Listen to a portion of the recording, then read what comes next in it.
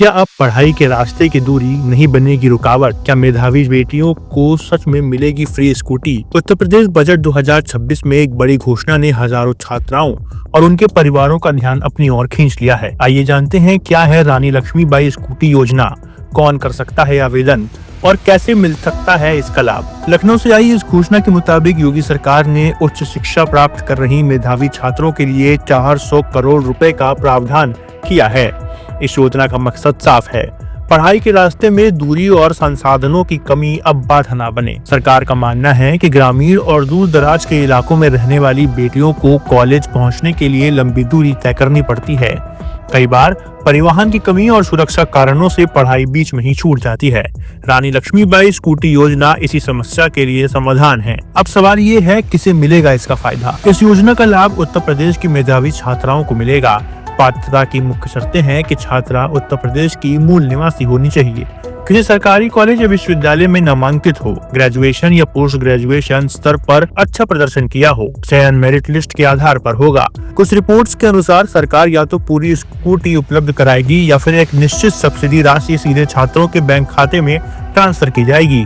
भविष्य में निजी संस्थानों की मेधावी छात्राओं को भी शामिल करने का विचार किया जा सकता है। स्कूटी का विवरण पूरी तरह मेरिट आधार पर होगा। 12वीं के अंकों को प्राथमिकता दी जाएगी। कॉलेज या विश्वविद्यालय में शैक्षणिक प्रदर्शन को देखा जाएगा। संस्थान द्वारा सत्यापित शैक्षणिक रिपोर्ट कार्ड लिया जाएगा। इससे ये सुनिश्चित किया जाएगा कि योजना का लाभ वास्तव में योग्य और मेहनती छात्राओं तक पहुंचे। अब बात करते हैं कि आवेदन प्रक्रिया क्या है। छात्राओं को उच्च शिक्षा विभाग से आधिकारिक पोर्टल पर जाकर ऑनलाइन पंजीकरण करना होगा।